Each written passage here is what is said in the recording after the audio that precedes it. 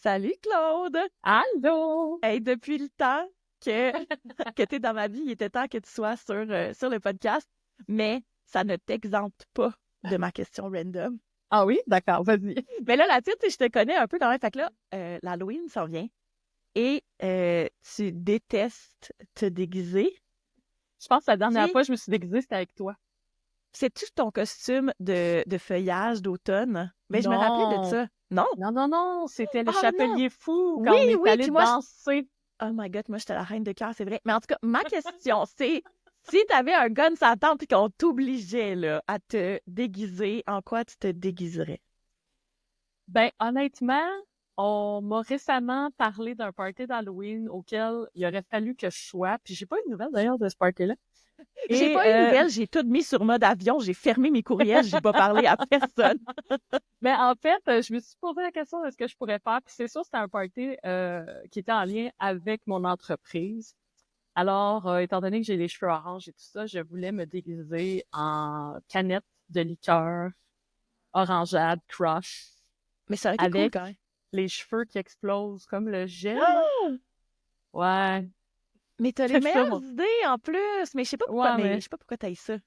C'est tellement fun. je sais pas, c'est une autre bonne question parce que je suis quelqu'un qui est tout le temps willing de faire des affaires. Alors, pourquoi j'aime pas me déguiser? Je crois que c'est quelque chose que je peux même pas répondre moi-même. Tu sais, j'aime ça faire des jeux de rôle, j'aime ça faire des voix, j'aime ça, tu Ben sais, avec oui, des enfants, exemple, mais mais je c'est sais ça. pas. C'est un grand mystère. Alors, ouais, Claude aime pas se déguiser. Moi, j'adore l'Halloween, fait que c'est vraiment une grande Mm. tristesse dans ma vie que Claude aime pas se déguiser. Mais j'ai déjà réussi, hein, comme vous avez vu, à la forcer. Mais bref. Fait que Claude, moi, je te connais très bien, mais pour les gens qui te connaissent pas, donc en plus d'être ma meilleure amie depuis plus de 20 ans, et ça nous rajeunit pas, comme on dit, Non. ben, t'es stratège en médias sociaux sous le nom d'Orangeade Média. T'as été animatrice de radio. C'est d'ailleurs toi qui m'as fait un petit coaching pour mon podcast. Donc, Mhm. Annie articule et quand tu dis des chiffres, tu dis pas 4, tu dis 4. Bref. Ouais, Euh, juste un milieu, mais oui. ben oui. Donc, c'est ça. T'étais animatrice de radio. T'as même eu un show télé sur Ma TV dans lequel tu interviewais des entrepreneurs et entrepreneurs. Mhm. T'as été aussi directrice d'une chambre de commerce pendant 5 ans. Puis, ben c'est ça, t'es la personne que je connais avec le plus grand réseau. Tu connais des gens en tabarouette, autant dans les médias que les entrepreneurs, entrepreneuses. T'as fait plein d'affaires, t'as déménagé, t'as habité partout au Québec, partout, avec des petits guillemets, là. Ouais. Fait que, tu sais, en tout cas, c'est fou. Puis, ça fait longtemps qu'on cherche, tu sais, le sujet idéal pour que tu viennes sur mon podcast parce que, tu sais, des fois, quand on connaît trop quelqu'un, c'est pire, tu sais, on dirait qu'on sait plus, on sait pas c'est quoi le sujet, tu sais, qu'on devrait parler, tout ça. Puis là, ben, je suis contente que tu aies accepté ma proposition parce que c'est un sujet qui est full vulnérabilisant. Mais tu sais, on va faire justement ricochet et miroir, là. Je vais répondre Ben non. aux questions aussi. Mais je voulais qu'on parle d'estime de soi en termes d'apparence physique. Parce Mhm. que, ben, tu te montres beaucoup sur tes réseaux. Tu sais, on voit souvent ton visage soit dans tes reels, tu fais des lives, tu as beaucoup de photos, tu es comme vraiment présente. Puis c'est pas tout le monde qui est à l'aise de faire ça. Fait que j'étais comme, je pense qu'on tient quelque chose, là, comme sujet. Fait que je voulais savoir, c'est quoi ta relation avec ton corps, avec ton apparence physique? Euh, elle est, je te dirais que c'est une relation d'amour-haine. Je pense que Hmm. les femmes, on est un grand pourcentage à avoir cette difficulté-là. Euh, des fois, je me dis, c'est correct, Claude, tu sais, aime ton corps comme il est. Si tu veux surtout le changer, c'est parce que tu veux être en santé et non pas Hmm. parce que tu veux rejoindre des standards XY. Aujourd'hui, c'est ce que je me dis. Avant, c'était pas le cas du tout. Tu sais, on parle beaucoup de quand on s'est rencontrés, que, tu Ouais. sais, on était fin adolescence, vers l'âge adulte. Je pense que à ce moment-là, j'étais pas consciente de ce que j'avais l'air. Je me tapais beaucoup dessus, Hmm. je me jugeais beaucoup. Alors qu'aujourd'hui, quand je regarde ces photos-là, je me dis, mon Dieu, Claude, t'étais tellement belle. Pourquoi C'est tu... fou, hein? Oui, vraiment. Mais ouais, ben c'est ça, on s'est rencontrés dans le fond 19 ans à peu près. Mhm. 17 même, je pense. 17, ouais. Ouais, 17 ans. Mais on a commencé à se parler à Tu sais, 18. Ah, ça nous a pris un an Ça de l'a pris. saisir. Mais en tout cas, moi, j'ai tout le temps, j'ai jamais de mémoire de ces affaires-là.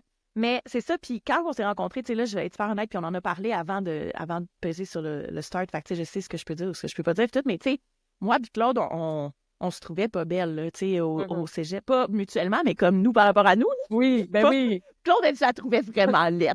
Non, c'est pas ça que je voulais dire. C'est pour ça que ça a pris un an.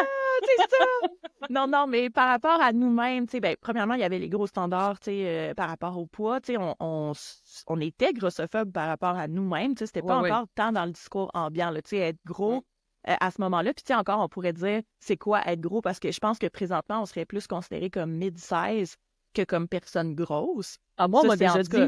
on m'a déjà dit que j'étais obèse morbide. Oui, mais ça, c'est le fameux IMC, là, tu sais, la Ouais, ouais. mesure du démon, là. Mais le terme Mais- en tant que tel, Oui, ça oui, fait ben moi mal. aussi. Non, mais moi, chez le médecin, je suis obèse morbide aussi, là. Mais bref. Mhm. Fait que, tu sais, c'est ça, il y avait beaucoup la grossophobie. Là, après ça, ben, hey, tabarouette, les lunettes. Là, on n'a jamais les cheveux de la bonne couleur, on n'a jamais les yeux de la bonne couleur. Le linge nous fait jamais bien. Tu sais, il y a rien qui marche, là. Tu sais, là, c'est l'apocalypse. Puis, ça l'a beaucoup, en tout cas, moi, ça l'a beaucoup marqué, tu sais, mon cégep, parce que toute la confiance en moi, que ce soit dans mes relations interpersonnelles ou même des fois dans ce que je pensais que j'étais capable d'accomplir ou pas. Tu sais, quand j'échouais, j'étais tout le temps comme ah, mais c'est parce que je suis pas belle. Alors que des fois, ça n'a absolument aucun esti de lien l'un avec l'autre, tu sais. Mais de ce que je me souviens, puis si tu me permets, je pense qu'à l'époque, tu avais beaucoup plus de triggers par rapport à ton apparence Ben oui. que moi. Dans le sens où, moi, je gardais beaucoup ça à l'intérieur.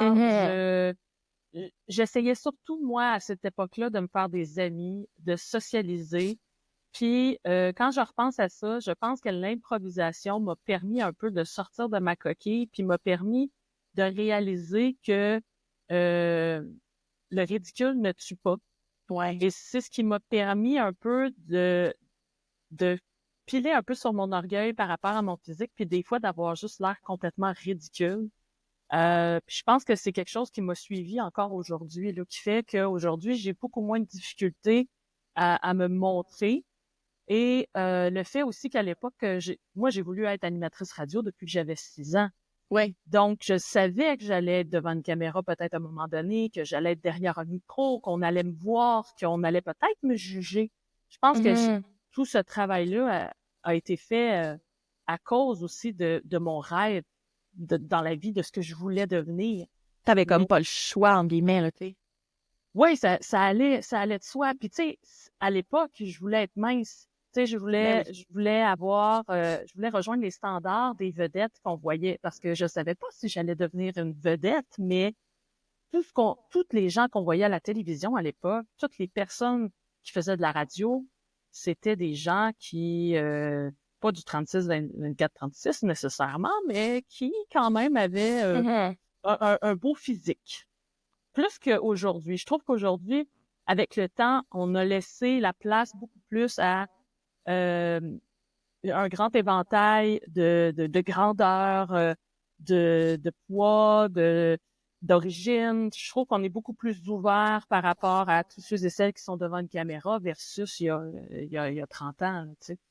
Oui, ben c'est clair que ça l'a beaucoup cheminé, tu sais, quand on regarde les films qu'on écoutait, nous, dans les années 90, c'est quand on était jeunes, Ouais. c'était l'horreur, là, tu sais, c'était l'apogée de l'anorexie, puis tout ça, puis, tu sais, je trouve ça important d'en parler comme entrepreneurs, parce que, ben, on finit tout le temps un petit peu par se montrer, puis justement, il faut passer, tu sais, comme toi, tu parlais de ton rêve d'être animatrice de radio, puis c'est ça qui a comme teinté un peu ton cheminement de te dire, ben, si je m'en vais dans cette direction-là, à un moment donné, j'aurai pas le choix, tu sais.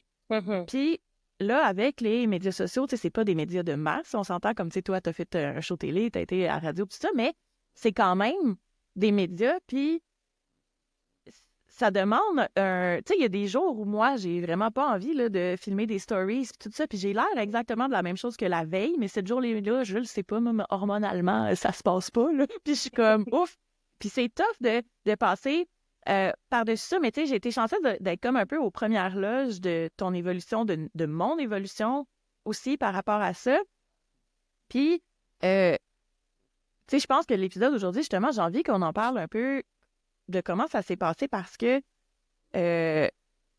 c'est pas parce qu'on n'en parle pas publiquement. Tu sais, c'est rare que je vais faire des commentaires sur mon apparence physique sur slasheuse.co, justement parce que je me dis, ben, tu sais, il y a déjà tellement de monde qui s'auto-tape sur la tête. Est-ce que j'ai besoin de moi me taper puis de servir de ce modèle-là aussi? Je pense pas. Fait que, tu sais, est-ce que ça veut dire que je le pense jamais? Non, ce serait de mentir, tu sais. Mais c'est de voir comment est-ce qu'on vit ça un peu dans le backstage, tu sais. Parce que moi, je sais pas toi, si tu te le fais dire, mais moi, ça m'arrive, tu sais, à un moment donné, j'avais publié une photo de moi, justement, puis là, je ne me rase plus les dessous de bras, donc j'ai les dessous de bras poilus.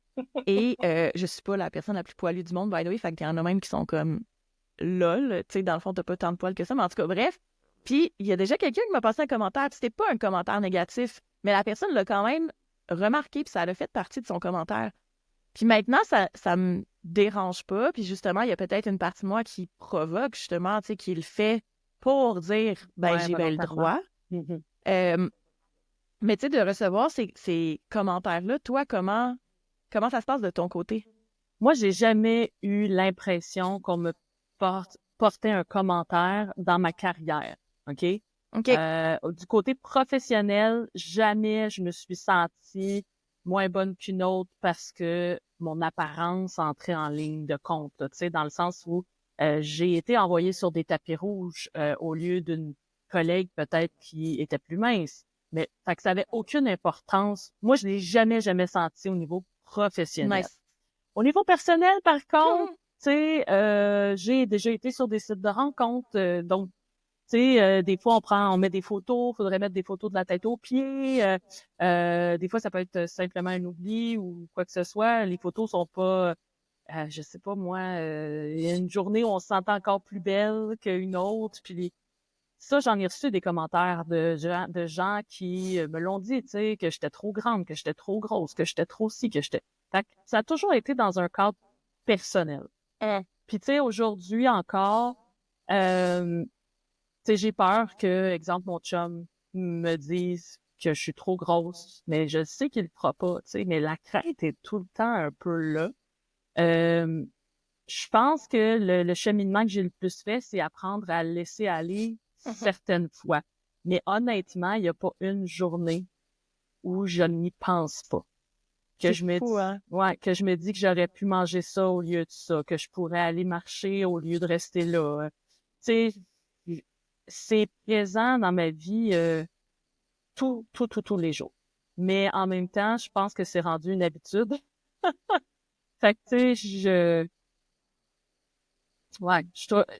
trouve ça, je trouve que c'est quelque chose que j'aurais pu m'en passer. Tu sais, je me dis, Colin, tu sais, je pourrais-tu juste être comme je suis puis être bien avec ça puis comme move on, là, fais autre chose, là, tu sais, profite de la vie. C'est fou parce que souvent, tu sais, ces commentaires-là qu'on se passe à nous-mêmes, qu'on a internalisés depuis longtemps, puis tout ça, on le pensera pas par rapport aux autres. Tu sais, on va pas croiser quelqu'un dans la rue puis comme commenter. Moi, c'est rare que, puis je pense que tu peux affirmer ça, c'est rare que je passe un commentaire sur le physique de quelqu'un si c'est négatif ou quoi que ce soit.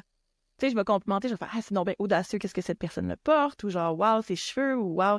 Tu sais, je vais être dans le positif. Même ça, des fois, je fais attention parce qu'on sait jamais ça vient de où, tu sais, puis tout ça. Ouais. Mais, oui, t'allais dire quelque chose? Ben, je suis pas comme toi. Je pense que toi, tu le sais. Les gens, peut-être, qui vont écouter le podcast le savent pas, mais je suis quelqu'un qui juge beaucoup. Puis ça m'arrive aussi de juger des gens qui ont un surpoids.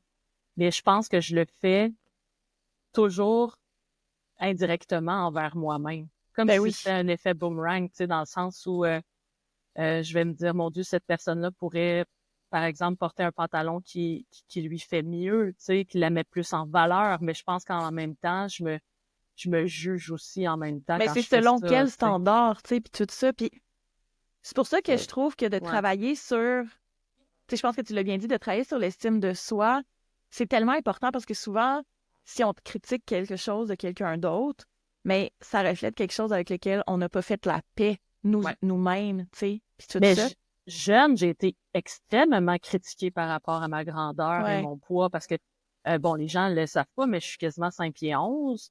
J'ai toujours été la plus grande dans ma classe. Tu sais, même avant qu'on se rencontre au primaire, moi, primaire, secondaire, ça m'a rentré dedans beaucoup les commentaires des autres à mon égard. Je m'en souviens encore. Et je pense aussi que c'est pour ça qu'indirectement, aujourd'hui, je me permets parfois dans ma tête ou peut-être à quelqu'un de juger. Puis tu sais, j'en suis pas fière, là. Mais je pense que c'est comme une blessure qui est restée, qui aujourd'hui peut faire en sorte que je vais juger quelqu'un par rapport à... Dans le fond, je souhaite juste que cette personne-là soit mieux, soit bien. Si cette personne-là est bien, tu sais, tant mieux pour elle, là. Mais tu sais, exemple, jamais je vais juger une amie. Dans mon entourage proche, jamais que je vais juger quelqu'un. Je vais plus être du type curieuse, poser des questions, tu sais, savoir si la personne est bien, si la personne est en santé, si...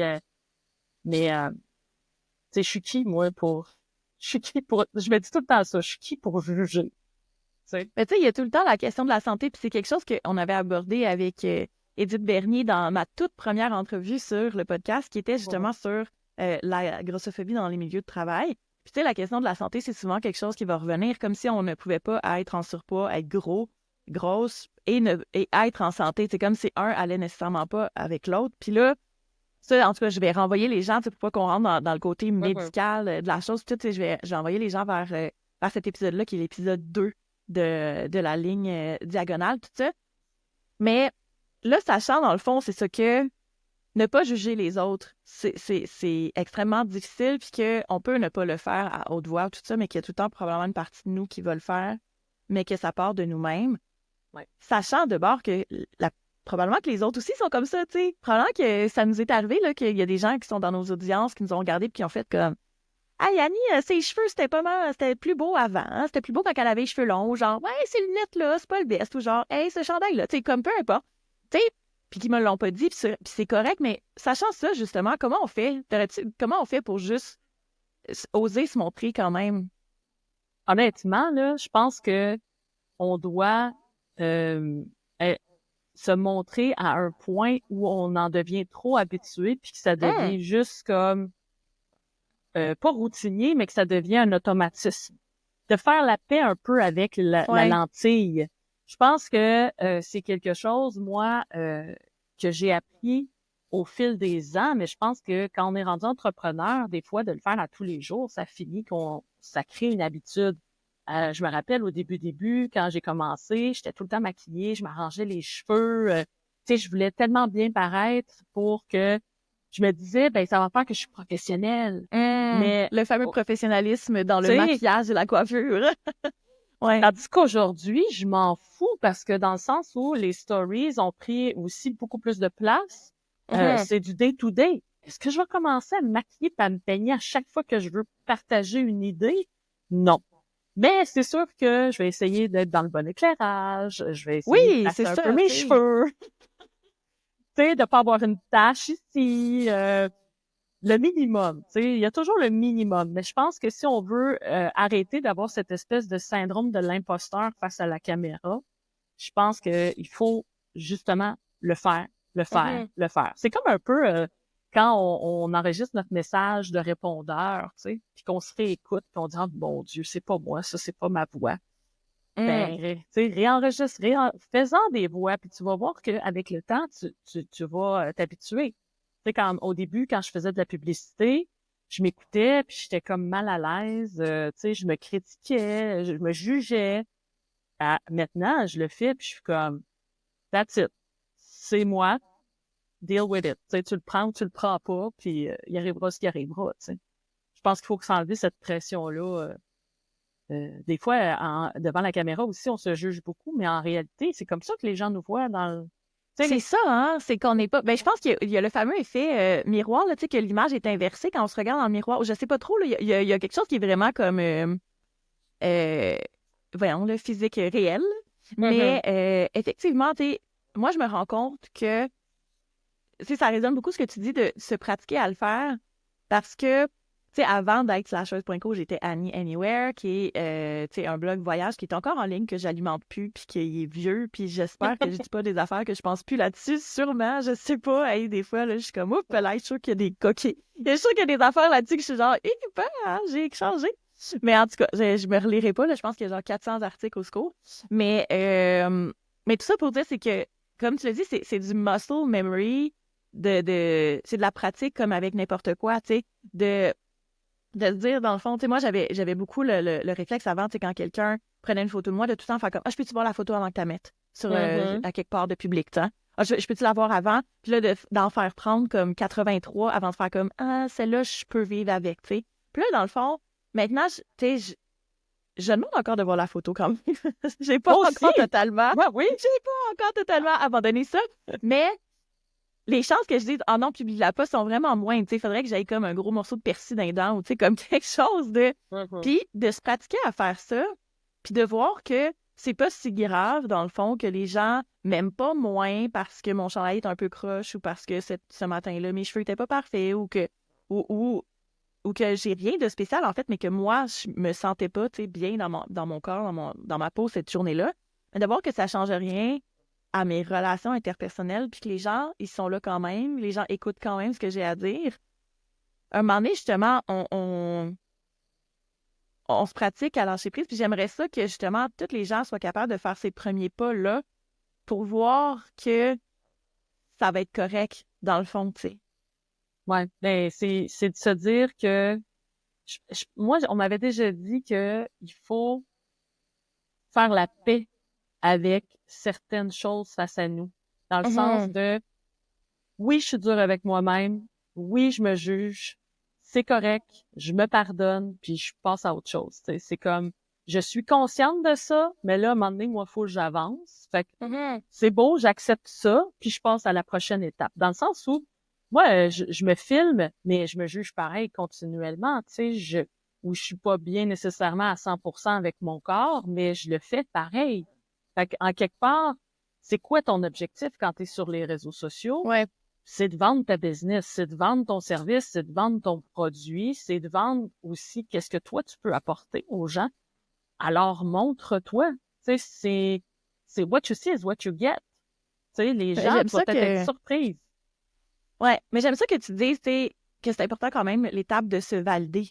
Tu sais, mettons, tu prends une photo, puis là, t'es comme, je sais pas si je suis à l'aise avec cette photo-là. Et tu sais, de embrace un peu ce feeling de malaise-là, puis de dire comme, OK, tu sais, j'aimerais peut-être que certaines choses à propos de moi soient différentes, mais dans le fond, c'est à ça que je ressens, puis je vais juste accepter, puis je vais la publier quand même. Mais tu sais, de pas se taper sur la tête, de se taper sur la tête, puis là, t'embarques dans une espèce de cercle vicieux, là, tu sais, qui te fait pas sentir bien, puis tout ça. Tu sais, je pense que ça, c'est une étape qui est super importante. Puis là, tu viens de dire autre chose. Tu as dit, tu sais, il faut se montrer pour sa business. Tu penses-tu que c'est vraiment essentiel pour les entrepreneurs, entrepreneuses, de montrer leur visage, à la limite leur corps? Puis là, je parle pas de photos en bikini, là, mais tu sais, d'être visible, tu sais, sur des Reels ou sur les réseaux sociaux, tout ça. Est-ce que tu penses que c'est absolument essentiel? Oui. Moi, je pense hein? que oui. Moi, je pense que c'est vraiment essentiel. De plus en plus, on essaie de faire comprendre aux entrepreneurs que ce qui vend, c'est le côté humain de la chose. Ton service, c'est pas ça qui est humain. C'est pas ton produit qui est humain. C'est toi. C'est toi qui est derrière le produit, qui est derrière le service. C'est toi qui as pensé à ça. C'est toi. Tu sais, on veut savoir qu'est-ce qui a fait que tu as créé ça? C'est quoi tes pensées face à ça? Tu sais, parce que je pourrais acheter un produit sans t'avoir vu. OK? J'achète, j'aime ça, merci, bonsoir. Mais qu'est-ce qui va faire que je vais rester puis que je vais revenir et que je vais reconsommer? C'est l'humain qui est derrière le produit ou le service. En tout cas, ça, c'est mon avis à moi. Oups. Qu'est-ce qui fait que mes clients reviennent? C'est parce qu'ils m'ont vu. Moi, il y a plusieurs personnes qui m'ont écrit après avoir vu des reels, des stories, ou tu sais, c'est comme, hey Claude, je t'ai vu dans un reel, une story, j'aime vraiment ton énergie. Fait que j'aimerais ça travailler avec toi. Tu sais, si j'avais pas fait, si je m'étais pas montré, la connexion serait pas là, puis j'aurais pas travaillé avec ces gens-là. J'ai des gens que je connais, moi, qui ne se montrent jamais et ils ne vendent pas.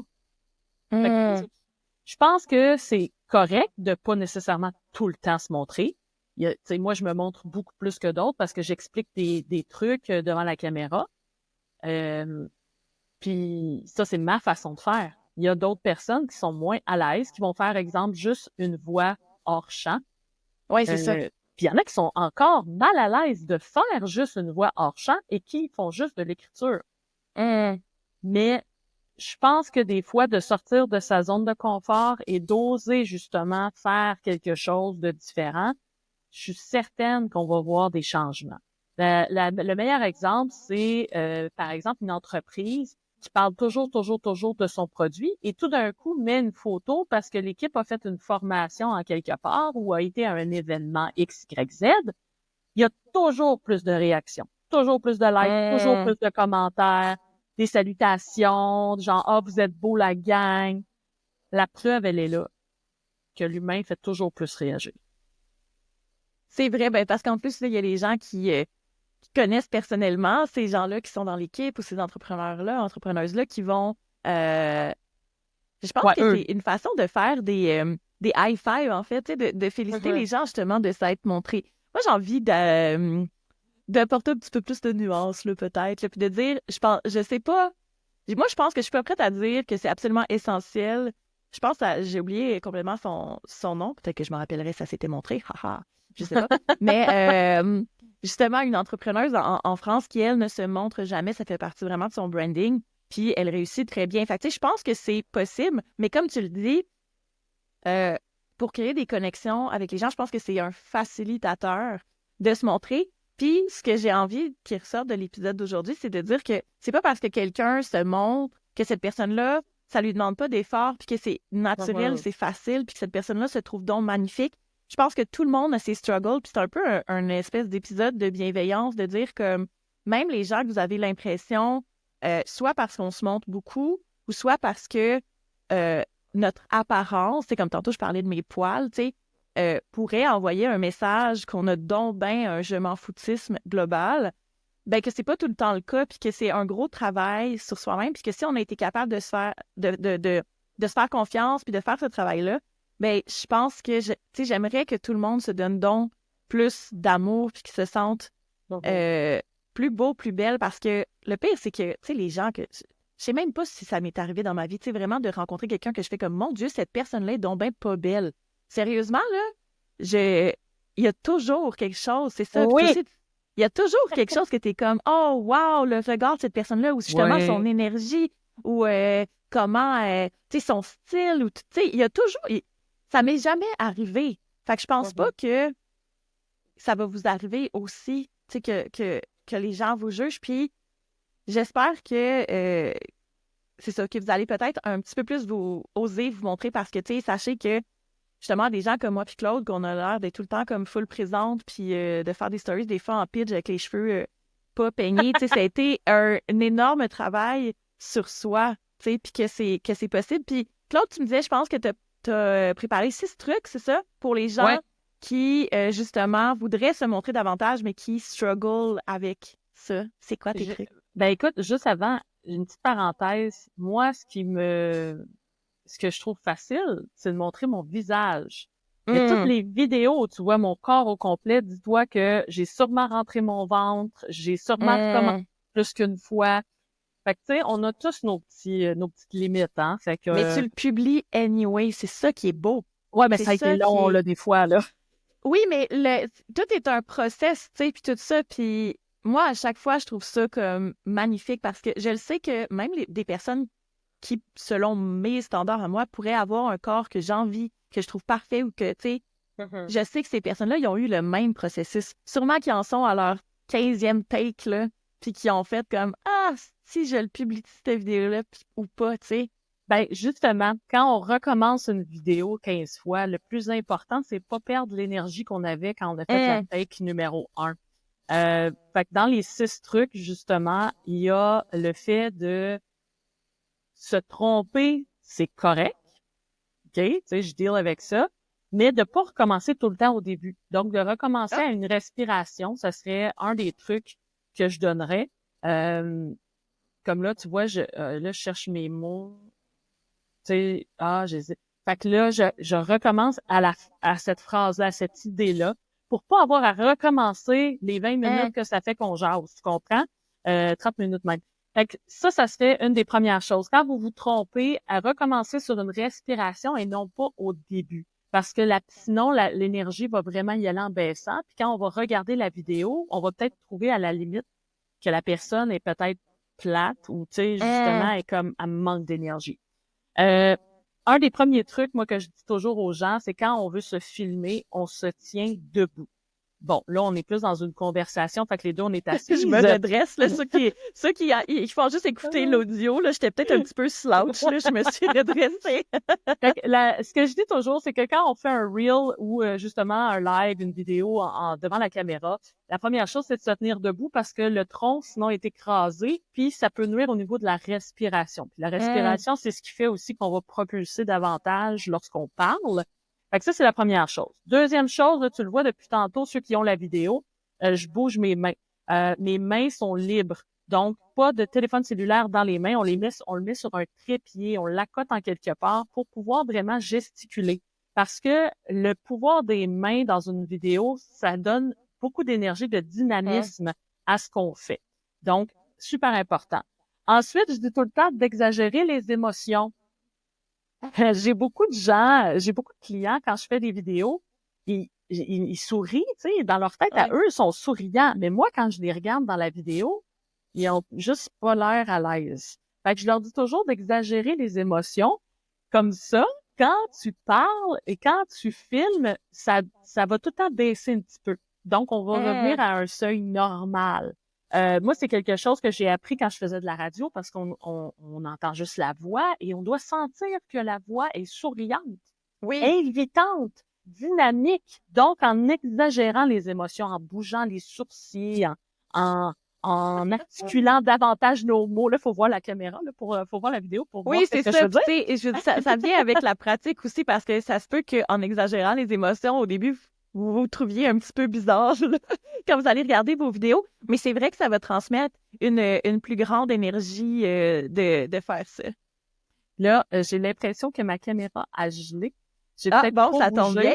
Alors, il ne faut pas figer vos expressions, mais je sais pas si peut-être que ça va sûrement revenir. Je pense que c'est ma batterie qui est décédée. Mais je vais changer de caméra, si tu permets. Ben oui, écoute, pour les gens qui écoutent l'audio, petite pause musicale, je vais vous chanter une chanson. C'est pas vrai, je vais pas faire ça. Je peux pas changer la caméra, ma chère, fait que je vais... Tu peux pas changer. OK, ben tu vas être gelé pour le reste de l'entrevue ou on fait une petite pause? On peut faire une petite pause, si tu veux. Ah, faisons une petite pause. Hey, c'est rare, je fais ça du montage. Montage, tout le monde, alors. Petite pause. On est de retour après la pause. Moi, je trouve ça super drôle que l'épisode dont le sujet est être devant la caméra et tout ça, ce soit celui-là qu'on a un problème de caméra. Je trouve ça absolument merveilleux. J'adore les coïncidences de la vie. Fait que Claude, tu en étais à nous dire tes trucs. Alors, je te laisse. Les 6 trucs, en fait, pour être plus à l'aise devant la caméra quand elle lâche pas. Alors, le 5e truc, il existe des applications, c'est des téléprompteurs, parce que souvent, on a peur d'oublier nos idées, de plus savoir où est-ce qu'on est rendu, puis souvent, ben, on va être avec une feuille devant nous, puis on va regarder notre feuille, puis peut-être même qu'on va vouloir la lire, mais c'est pas beau ça là dans un reel, ça manque beaucoup de dynamisme, fait qu'on veut pas ça. Puis le par cœur, c'est dur, là. Oui, c'est pas fait pour tout le monde, puis c'est correct, OK? Donc, les téléprompteurs, ce qu'ils font, c'est que tu peux mettre ça dans ton cellulaire et pendant que tu te filmes avec ton cellulaire, ben, tu as ton écriture qui va défiler devant toi. Fait que ça peut être super utile pour faire tes vidéos. Et finalement, les bruits de bouche. Là, quand j'ai dit ça, Annie pensait que je parlais des petits qu'on fait dans un micro. Je suis sûre qu'il y a plein de gens là, qui écoutent et qui ont fait comme « Oh non! » Ben, peut-être que c'est... c'est du ASMR. Oui, c'est ça. Mais c'est pas ça. En fait, c'est que souvent, avant de faire une vidéo, ou même surtout un live, quand on est en live avec un collaborateur ou quelqu'un qui veut faire un live avec nous, on va être souvent stressé avant d'aller en onde, entre guillemets. Mm-hmm. Un truc, c'est de faire sortir le méchant en faisant des bruits. Pourquoi? Parce que si on est trop nerveux ou nerveuse devant la caméra, ce qui va arriver, c'est que notre voix peut casser. On peut avoir l'impression d'avoir beaucoup de sécheresse au niveau de la bouche. On peut vraiment mâcher nos mots, etc., etc. Donc, ce qu'on veut faire, c'est faire sortir le méchant, faire sortir le stress. Donc, c'est de faire des bruits de bouche. Donc, je vais pas en faire trop longtemps parce que c'est pas nécessairement agréable, mais Ça va être parfait en podcast. Oui, c'est ça. Mais exemple, ah, waouh, tu sais, de vraiment étirer la bouche, faire comme, on peut voir ça comme des exercices, mais ça fait que on fait sortir l'air, on fait sortir le stress, parce que des fois, quand on est trop stressé, peut-être même anxieux, on a tendance à retenir notre respiration. Fait que là, on la fait sortir. Allez, Annie, avec moi. Non, mais c'est-tu quelque chose, anecdote de vie, là, moi, quelque chose qui m'arrive, ceux qui ont, vous avez peut-être remarqué, justement, on parlait de se juger, d'observer les autres, mais j'ai une dent, moi, je l'appelle ma petite dent, là. J'ai comme une canine qui est vraiment plus ressortie que mes autres dents. Et quand j'ai la bouche très sec, ma lèvre, elle reste jamais sur ma petite dent. Puis c'est vraiment quelque chose, justement, que... en tout cas, ça me créait de l'anxiété d'être en live, tout ça, que ma lèvre reste prise sur ma petite dent. Fait que, vous voyez, des fois, on ne sait pas qu'est-ce qui se passe dans la tête des gens par rapport... Ça amène à dire aussi que c'est pas juste par rapport à notre apparence physique, le poids. Non, le poids, c'est une chose, mais toutes ces petites choses-là aussi peuvent nous déranger. Quelqu'un qui a un œil plus fermé qu'un autre, quelqu'un qui a la calvitie, par exemple. Moi d'ailleurs, j'ai la première dent d'en avant, la palette, elle est brisée. Et ça paraît pas, je savais même pas. Arrête, là. J'ai dû dealer avec ça parce que moi, je la vois tout le temps quand je regarde mes vidéos. Je vois tout le temps ma petite dent pétée. Ça m'énerve. Mais j'ai appris à dealer avec ça, tu sais. Fait que des fois, juste ces petites choses-là peuvent nous déranger, mais à un moment donné, il faut passer au-delà de ça. Alors voilà, c'était mes 6 petits trucs pour être plus à l'aise devant les vidéos et bien la caméra. Et bien entendu, il faut pratiquer. Hein? Oui. C'est cher. On donne pas tout le temps, mais on donne souvent un petit défi justement aux auditeurs, auditrices du podcast. Fait que, dans le fond, le défi, ce serait de faire une publication où on les voit. Est-ce que c'est juste ça ou ça pourrait être une story? Ça peut être une story parce que ça dure 24 heures. Donc, si jamais ils n'aiment pas ça, ça va disparaître. Ah, mais le défi, ça serait de ne pas la jeter avant la fin des 24 heures, de la laisser expirer de soi. Ouais. Puis peut-être même si on se rend compte que c'est très pertinent, la mettre dans nos pastilles à la une pour la garder. Je sais même plus qu'est-ce que j'ai là-dedans. Oh my God, c'est l'affaire que je mets jamais à jour au secours. Claude, je viens d'avoir Ah là là là là, oui. Je viens de réaliser que j'ai... En tout cas, je sais pas qu'est-ce qu'il y a là-dedans. Allez voir avant que je les enlève, tout le monde en saurait. Mais bref, merci de cette conversation vulnérable. Merci pour les trucs. J'espère que justement les gens qui sont déjà en train de gérer leur anxiété d'être visibles, ils vont pouvoir utiliser ces trucs-là pour au moins les aider à gérer, à être plus éloquente, dis-je en cherchant mes mots. Et puis, où est-ce qu'on peut voir ta bête, justement, sur les internets? Oui, en fait, je suis très, très présente, moi, sur Instagram. Ouais. J'ai une page Facebook, j'ai un compte LinkedIn, mais je suis très présente sur Instagram parce que c'est la plateforme principale avec laquelle je travaille. C'est Orangeade Media _ puis vous allez voir ma binette, justement, fait que vous pouvez pas manquer ça. Et sinon, j'ai mon site web, orangeademedia.com, sur lequel il y a tous mes services, comment on peut travailler avec moi, en fait. Moi, j'aime ça quand les gens m'écrivent, fait que les gens peuvent me contacter aussi, puis on peut jaser, ça me fait toujours plaisir. C'est vrai que Claude, c'est quelqu'un avec beaucoup de jasette. C'est quelqu'un de très extraverti. Fait que, justement, au début de l'épisode, je disais qu'elle avait un grand réseau. Fait que je confirme, n'hésitez pas à lui écrire. Puis aussi, justement, cette année, c'est la 2e édition du BERC, le Festival des tâches répugnantes. Puis, Claude, tu vas être là. T'es la seule qui revient, à part moi, évidemment. pour une deuxième année, tu vas donner un atelier sur vendre en stories et les gens vont pouvoir faire une séquence complète, dans le fond, de stories. C'est ça? Je te laisse... Ben, c'est parce que les gens sont pas conscients que les stories peuvent vendre. Des fois, on a l'impression qu'il faut juste parler de notre quotidien, de montrer le behind the scene et tout ça. Non, non, non, non. Des fois, c'est une façon vraiment plus de proximité, en fait, avec les gens pour être en mesure de les faire entrer dans notre univers puis de leur proposer justement des services ou des produits. Moi, j'ai vendu beaucoup, beaucoup grâce aux stories. Donc, on va apprendre à faire des séquences pour justement vendre parce que c'est pas juste une story nécessairement. C'est ça, là. Tu sais, on peut penser. Il peut y avoir une stratégie en arrière de ça. Fait qu'on va regarder ça dans la deuxième édition du Burk.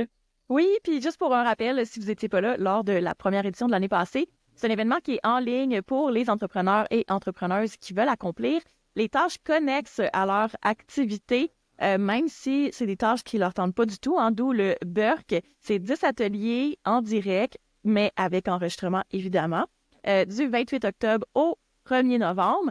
Cette année, dans la programmation, on a des ateliers sur le pricing, sur l'automatisation, les séquences de courriels de bienvenue, le langage inclusif, etc. Fait qu'il y a 10... ouais, c'est ça, Claude fait des petites faces de dégoût. On a toutes des choses qu'on trouve plus compliquées puis qu'on se dit « Ah, faudrait que... » Ben justement, pendant le Burk, on essaie d'accomplir le plus de choses possibles. C'est vraiment...